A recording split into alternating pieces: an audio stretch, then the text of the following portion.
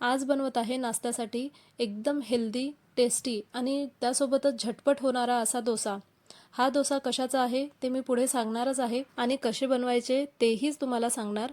त्याआधी तुम्ही माझ्या चॅनलवरती नवीन असणार तर चॅनलला सबस्क्राईब करा आणि माझे व्हिडिओ आवडत असेल तर कमेंट करून नक्की सांगा, जेणेकरून तुमच्यासमोर मी नवनवीन व्हिडिओज, हेल्दी रेसिपीज तुमच्यासोबत शेअर करेन.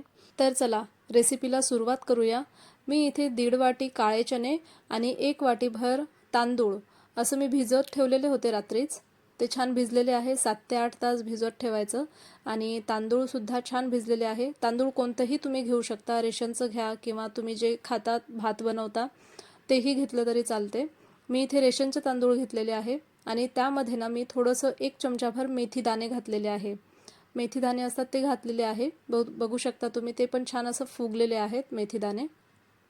आणि 7 ते 8 तास ह्याला असं भिजत ठेवलं की सकाळी मिक्सरच्या पॉटमध्ये आपल्याला ह्याला बारीक करून घ्यायचं आहे. काही याला आंबवायची गरज लागणार नाही. ह्या डोस्यासाठी काही मेहनत जास्त लागणार नाही, आंबवायची गरज नाही आणि काहीच ह्याला गरज लागणार नाही. तर आपल्याला हे झटपट असे होणारे डोसे आहेत. दोन्ही मी एकत्रच घेत आहे, थोडं थोडं करत. थोडंसं तांदूळ घ्यायचं आणि थोडंसं ह्यात काळे चणे घ्यायचे. ह्यात मी कोथिंबीर घातलेली आहे. छान 1 मुठ्ठीभर कोथिंबीर छान स्वच्छ धुवून घेतलेली आहे. 3-4 हिरव्या मिरच्या घ्यायच्या, ते ह्यात आपल्याला वाटून घ्यायचं आहे आणि छोटासा तुकडा अद्रकचा यात टाकायचा आहे आणि थोडंसं वरून पाणी घालायचं, जेणेकरून आपलं जे हे मिश्रण आहे हे छान असं बारीक होईल. तसं पाणी नाही घातलं तर ते एकदम फिरणार नाही.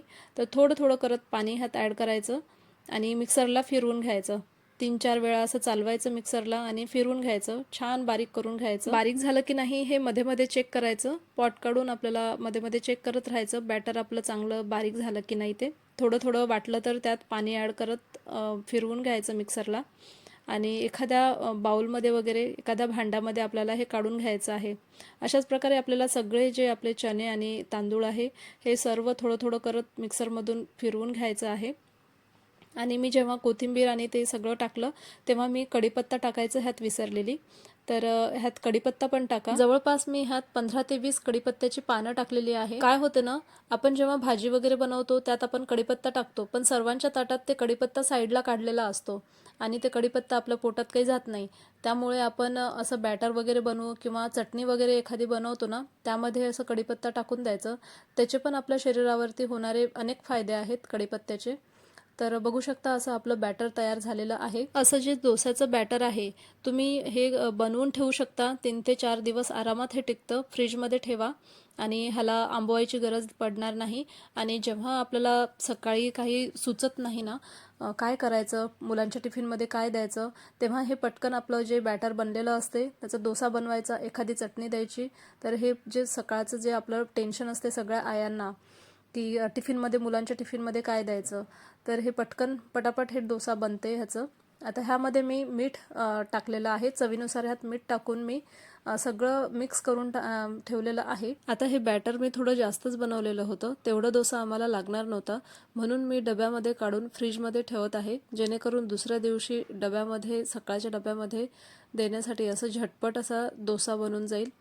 तर हे 2 दिवस छान आरामात टिकतं. 2 दिवस 4 दिवस आरामात हे टिकतं फ्रीजमध्ये ठेवायचं आणि दुसऱ्या दिवशी झटपट असा नाश्त्याला किंवा डब्याला असं हे बनून जाते डोसे. आता डोसा बनवण्यासाठी मी इथे गॅसवर तावा गरम करायला ठेवलेला आहे.